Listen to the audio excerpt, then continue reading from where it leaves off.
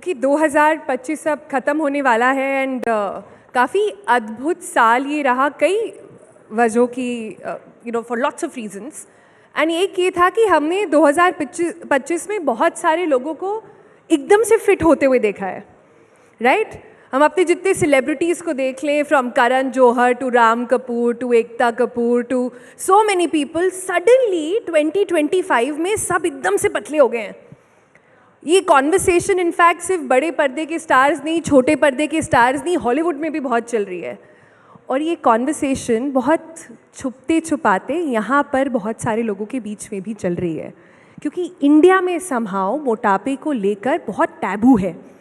हम अभी भी इसे डिजीज़ नहीं मानते हैं और इसीलिए कई लोग छुप छपा के कोई ना कोई डाइट करते रहते हैं। तो आज इस सेशन के माध्यम से हम ये जानने की कोशिश करेंगे, दो चीज़ों का हम चाहेंगे कि हम इससे एक सॉर्ट ऑफ रेजोल्यूशन ले सकें।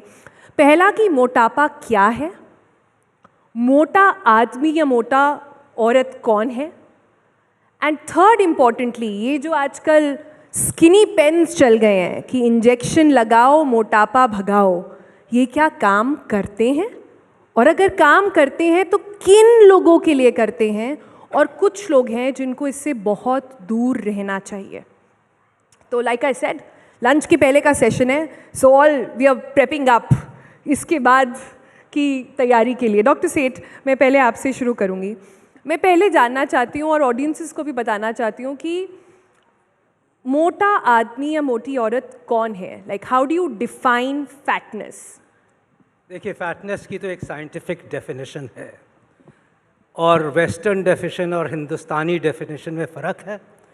हमें समझना चाहिए कि हिंदुस्तान का मोटापा ज़्यादातर पेट के अराउंड होता है और इसको एब्डोमिनल ओबेसिटी कहते हैं। बट अगर हम आपको कहें कि आप अपना कैसे मोटापा जज करो, तो सिंपल टर्मिनोलॉजी ये है कि हम BMI से जज करते हैं।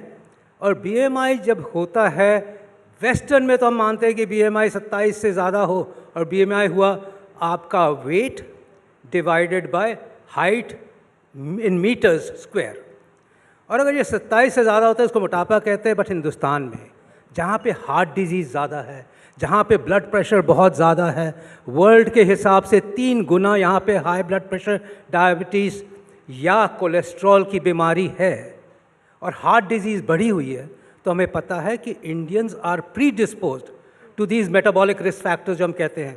70% हिंदुस्तानी सफ़र कर रहे इस टाइम पे मेटाबॉलिक डिजीज़ से, या डायबिटीज़ से, या हाइपरटेंशन है, या कोलेस्ट्रॉल बढ़ा।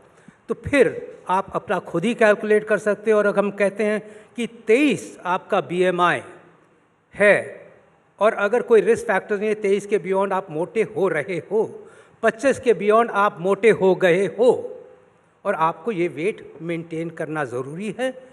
आपको लाइफस्टाइल मॉडिफिकेशन सबसे ज़्यादा ज़रूरी है। और अगर आपका वेट के साथ आपको ब्लड प्रेशर, डायबिटीज़ या हार्ट डिजीज़ हो चुकी है, तो डॉक्टर के सुपरविजन में वो वेट रिडक्शन बहुत ही इंपॉर्टेंट हो जाता है आपके फ्यूचर के लिए, लुक्स के लिए नहीं। एक और बात सुनो, ज़्यादातर लोग हिंदुस्तान में अपने लुक्स के लिए मोटापा समझते हैं। अब तो मैं थोड़ा मोटा लग रहा हूँ, बट एक और बात है, हिंदुस्तान में जब आप मोटे होते हो तो लोग कहते हैं कि अच्छे खाते पीते घर के बच्चे हैं। और जहाँ आपका वेट रिडक्शन शुरू हुआ, कमज़ोर हो गए, बीमार हो गए, क्या हो गया तुम्हें? तो ये एक डिफरेंट परसेप्शन है। बट हम साइंटिफिक बात कर रहे हैं। हिंदुस्तान में मोटापे की परसेप्शन ही डिफरेंस है। अच्छे खाते पीते घर के हो तो अच्छे लग रहे हो। बट इंडिया में एक और प्रॉब्लम है मोटापे के साथ। यहाँ पर एक फिनोमेना होता है जिसे हम बोलते हैं स्किनी फैट। मतलब जो पतला दिख रहा है वो आदमी फिट ज़रूरी नहीं है कि हो, और जो मोटा दिख रहा है, जो स्लाइटली मोटा दिख रहा है, आपके सेलिब्रिटीज़ की तरह 6 पैक एब्स नहीं है, वो ज़रूरी नहीं है कि अनहेल्दी हो। डॉक्टर कौर, इस पर आप कुछ बताना चाहेंगी? बिल्कुल सही कहा सोनल जी आपने। जैसे कि डॉक्टर अशोक सेठ ने बताया कि इसकी डेफिनेशन जो हम फैटनेस की बताते हैं, एक तो हो गया BMI, पर दूसरी इम्पॉर्टेंट डेफिनेशन कि हमारी बॉडी में फ़ैट परसेंटेज कितना है। जो आपने बोला कि बाहर से तो पतला बट अंदर से, इसका इनफैक्ट एक टर्म है, टॉफ़ी बोलते हैं इसको हम, thin outside and fat inside. तो ये बहुत ही कॉमन है हमारे इंडियन पॉपुलेशन में, इसलिए लोगों को पता ही नहीं चलता कि वो मोटे हो रहे हैं। उनको लग रहा है हम तो ठीक ठाक हैं, हमारा वजन भी ठीक ठाक है, बट अगर जब हम उनका फैट परसेंटेज मेजर करने चलते हैं, एक सिंपल सा तरीका है उसको मेजर करने का, अपने वेस्ट सर्कमफ्रेंस चेक करें।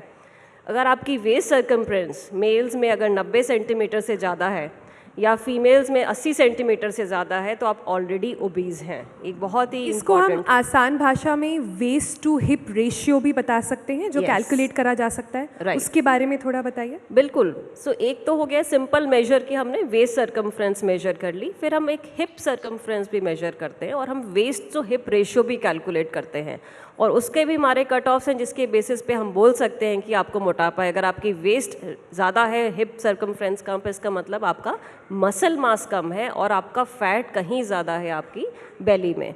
तो एक बहुत ही इम्पॉर्टेंट है क्योंकि एक मसल एक इम्पॉर्टेंट ऑर्गन है हमारी बॉडी का जो आपको मेटाबॉलिकली हेल्दी रख सकता है। जब ये मसल पतली हो जाती है और इनफैक्ट मसल की क्वालिटी पुअर हो जाती है, जब उसमें बहुत सारा फैट डिपॉजिट हो जाता है, यही आपको प्रोन बनाता है आगे चल के बीमारियों को, जैसे कि diabetes, heart disease and number of metabolic disorders.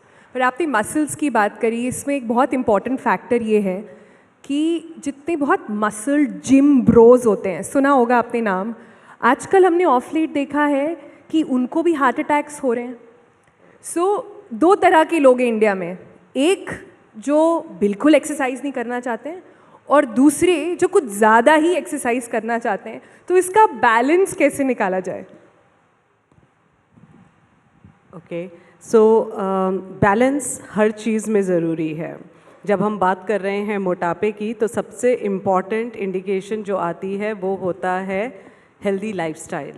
उसमें हमारी डाइट भी है, उसमें not being sedentary for a very long time, आपको फिज़िकली एक्टिव रहना चाहिए। हर चीज़ मॉडरेशन में होना ज़रूरी है। Energy intake, energy out has to be balanced, उसका भी एक बैलेंस मेंटेन करना है।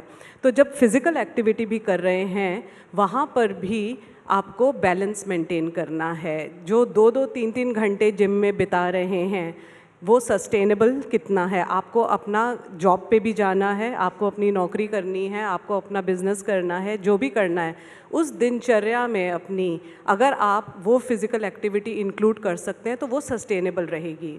3 घंटे आप जाकर जिम में 2 महीने 3 महीने में आपने रिड्यूस कर लिया। Obesity is a relapsing disease जिसको हम कहते हैं, वो वापस आ जाएगा। जैसे ही आपने अपना वो लाइफस्टाइल चेंज किया वो वापस आ गया। तभी लोग स्ट्रगल करते हैं वेट के साथ, क्योंकि वो 2-3 महीने ऐसे फैट डाइटिंग करके और जिम जाकर एकदम से रिड्यूस कर लेते हैं। और सबसे जो आजकल घातक चीज़ आ रही है वो है जो स्टेरॉइड्स ले रहे हैं, प्रोटीन पाउडर्स किसी भी तरह के ले रहे हैं बिना सुपरविजन के। सप्लीमेंटेशन इन चीज़ों को कर रही है, जो हम देख रहे हैं। जिम करते थे, लाइफस्टाइल बहुत अच्छा था, स्मोकर नहीं थे, फिर भी सडन कार्डियक अरेस्ट हो गया। तो हर ट्रीटमेंट या इंटरवेंशन सुपरविजन के अंडर बहुत ज़रूरी है।